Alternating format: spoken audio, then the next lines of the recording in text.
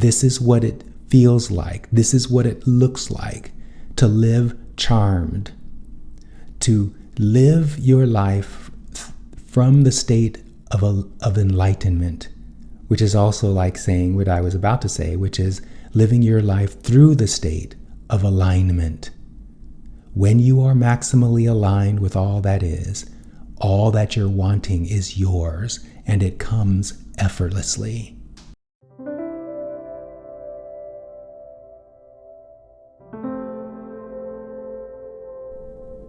Welcome to Worthiness Wednesday. I'm Perry Gruber, the Enlightenment Guy. For over a decade, I've helped people, my clients, master their mindsets so they can create lives they love and get results without the burnout or the hustle. And I do that through a framework I call the Positively Focused Framework. It's a collection of practices I've put together that help people realize enlightenment. Enlightenment is nothing other than realizing you're an eternal being composed of pure positive energy, having a human experience. You're not a human being susceptible to the vagaries of a random universe. Instead, you are an eternal being, here on purpose to create the reality you came to create out of joy and enthusiasm as you participate in the expansion of your life experience, your eternal life experience, not just the one on planet Earth, and the expansion of all that is. And when you realize that, through collecting for yourself a basket of evidence showing that you are the creator of your reality, your life radically transforms, and your experience of life does too. You discover you are the center of the universe, and from there you can have anything you want. And that's what my clients are discovering, what I call the charmed life. And in this episode, I want to share a clip from a master of this practice. It's a long one. It's about 20 minutes, so I'm going to keep my comments brief because I want you to hear the entire clip, because this client describes a week in her life and how magical it was, where everything in it unfolded perfectly, where renters she didn't want moved out on their own, where new renters came in that were perfect for what she's wanting, where she's living a life of travel and adventure with a love she created for herself 2 years ago. Essentially, she's living the charmed life. But what I also want you to pay attention to as she describes this week that unfolded is how everybody involved is getting exactly what they want. Even the person she evicted got exactly what they wanted. And that's because that's how the universe works. When one person aligns with what they're wanting, and the universe assembles the cooperative components to deliver what they're wanting to them, all the cooperative components, the other people involved, are also getting what they're wanting. I described this in a previous Worthiness Wednesday episode about a client who manifested a brand new motor at half the cost it was going to cost him to get it. The same thing is happening with this client here. This client, by the way, is the mother-in-law of that client. Yes, that's correct. I have entire families who are moving through the positively focused practice, and that's happening because when one family member tunes into the empowerment that exists in all that is, it can't help but emanate from them that empowerment. They change in their family. And when family members see that change, they want that change too. And so it's not a surprise that I have entire families participating in this practice. So let's get into it. Like I said, this clip is 20 minutes long, so I want you to hear this perfect demonstration, this perfect testimony of what the charmed life sounds like. Let's take a listen. Man, it's been an amazing week in so many ways. Yeah. Yay. Let's hear it. So many good things have happened. I don't know if I told you, I may not have told you that I have a roommate that I was really eager to see go. Um, You did not tell me that. This was the person who smells like marijuana. yes. Yeah. Um, Aaron told me just a tiny bit about this story. Yeah. And I thought it was so strange because I knew he worked in a grow operation, but he Mhm. smelled so strong of it that the kitchen smell, even the garage, which he has no access to, smelled Wow. like it. And Wow. outside, and one night, Chris goes, "Come upstairs." So I go, "What are we doing here?" And we went up to the bonus room. So we went to the window and see that Tyler is coming out of the house, going out to his van and lighting up a joint, Um, smoking it, and then coming in. Meanwhile, April's old room was the room that has been vacant since last May. And we were trying to be really relaxed about this and not uptight. And so then Chris said, let's just pray about it. And he's like, all of his prayers are about, we're so grateful for this, we're so grateful for that. And, we trust that our hands are, our future is in your hands and that type of thing. Well, we were hoping to get a really stellar roommate. So shortly after that, like within 24 hours, I got this call from this guy and he says, "I'm calling about your room for rent." And I hadn't had a call in months on this room, even though it's normal to get several a week, if I have it advertised. So he comes out, he walks in and impeccably dressed and neat and tidy and just very polite. And I find out in the course of the interview that he's 70 years old, but Chris and I both thought he was in his 40s. wow. No wrinkles, Huh. dressed impeccably, just spotlessly clean. He just looked really young. I thought he was April's age. And so we're just talking to him. He's going through an unwanted divorce and he's Mm, really resisting it. But I was like, mm. well, you never know. Some of the things that we dread and we resist a lot of end up being some of the best things that could ever happen to Yep. us. And Yep. so he's like, I appreciate that. And he's trying to learn to play the guitar. And he finds out that Chris is professional. And so Chris picks up his guitar, plays a few riffs, and the guy is just blown away. He's like, "Do you teach?" And Chris is like, "No, it's really not my jam. I don't teach." So the whole interview was great. And the guy walks out the door, and I'm like, man, I want this guy if he's still really interested. So turns out that he's interested. He pays the deposit, he pays the first month's rent, and then he never stays here. Like he's paid 2 months now, and he said his lawyer told him not to leave the house. So Oh, he yeah. wants to secure a backup plan, and Yeah. he's Yeah. okay. He has enough resources to pay rent, and so he's like the absentee Yeah. roommate, but he's also a guy that if he is around, you really enjoy. Yeah. And so I used the Esther and Abraham's trick of, wouldn't it be nice if Yes. something happened with the other room? Because I was Yep. like, wouldn't it be nice if Tyler just gave notice, wanted to leave, and Yep. then, we had someone else? Well, not 5 minutes after David leaves, that's the guy's Uh-huh. 70-year-old's name, the phone rings and it's a guy named Caleb. And he goes, "I'm calling about the room for rent." And I said, "Well, I just rented the one that I advertised because it was private bathroom and everything." And I said, "But I do have another room possibly coming available in the near future." I had no idea what was going to happen. But Uh-huh. I said, "What's your story? What are you doing?" And so he says he's working 2 jobs. He's a young guy, he's 30. And so I said, "Well, I can't tell you a move-in date at this point, but you sound like you'd be a really great fit. And if you would like to come out and see the place and meet us, that'd be great." He said, "I'd love to." So that was the Hmm. second yes in that Yes. direction. So he came out and we loved him. Everything he said was right in line with our beliefs, our practice. I said, "Well, here's an application. Fill it out, get it back to me." So a couple of days later, he gets it back to me because we were going to hold off on saying anything to Tyler to see if this guy was really Yeah. legit Yeah. wanting to move in. Yeah. And so Chris goes, I think we should just deal with this right away. Let's not make any more.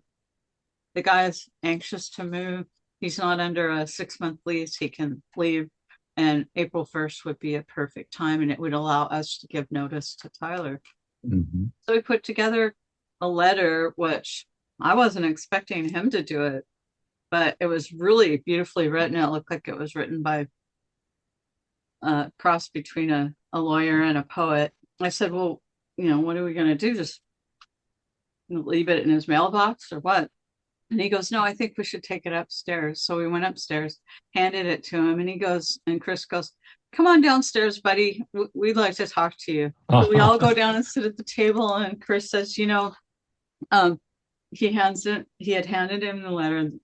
He's looking it over and looking upset. And he goes, there's some things that just don't align with our ideals. And he felt okay taking the lead, and I was good with him taking the lead. But I was sitting there and I was confirming what he said. And Tyler goes, well, I'm definitely staying through the 23rd because I don't have anywhere to go. And Chris goes, well, maybe this will turn out to be something that's much better for you. So kid's doing a job in Klatskanai, so he's driving 50 miles one way to work. Wow. And so I thought, so then Tyler went upstairs, and I thought, this might be kind of icky the next 20 or 30 days, Hmm. but hopefully not. Wouldn't it be nice if you found a place sooner?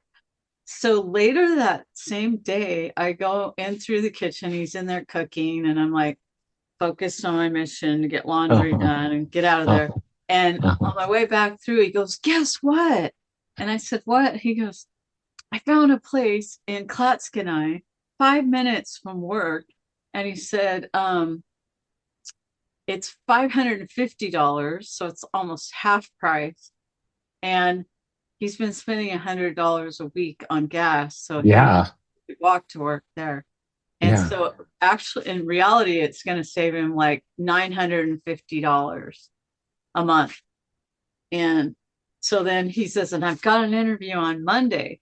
So then today, Chris and I are having lunch, and I get this text that says, I really need you to give me a good reference. They're going to Uh-huh. call. They haven't Uh-huh. called yet, but Uh-huh. I looked at Chris and I go, I really don't want to lie to another person that's in my shoes renting out Mm. a room. But Hmm. he goes, well, you can say that he always paid on time, Yeah. and that he just wants to be closer to his work.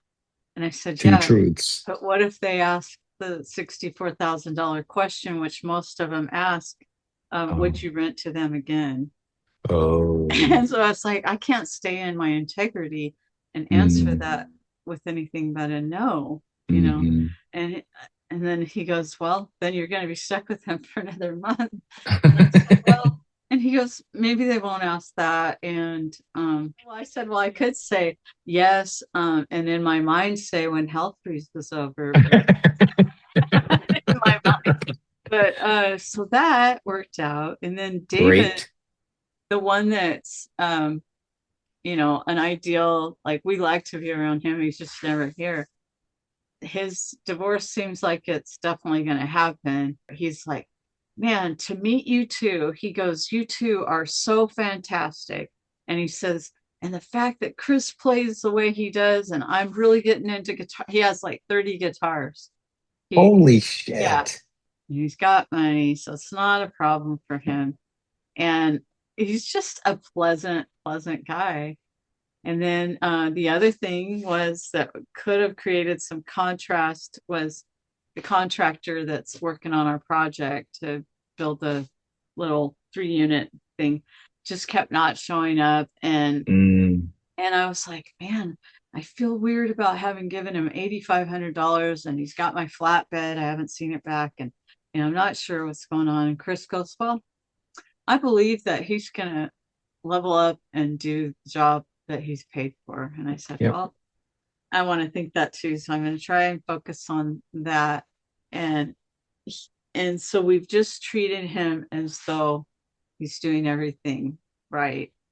And he seems more invested in the project and, getting a little bit more communicative. He's kind of like, don't question my schedule and all that kind of stuff, kind of guy.